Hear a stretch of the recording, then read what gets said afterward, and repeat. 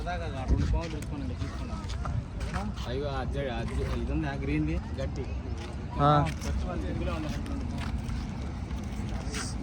Okay కనిపించినాయి.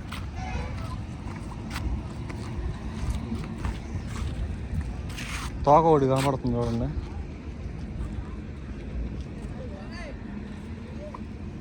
ఇంకా 2 కనపడుద్ది. అదిగా ఏమో ఇది నీళ్ళపాము కూడా కాదుగా. నీళ్ళపాము ఫుల్ స్వైపర్ లాగా ఉన్నది అది అక్కడ అవుతుంది. ఇరుక్కుపోయి బయటికి రావడానికి తెలియక గట్టే ఉండిపోయినట్టున్నాయి.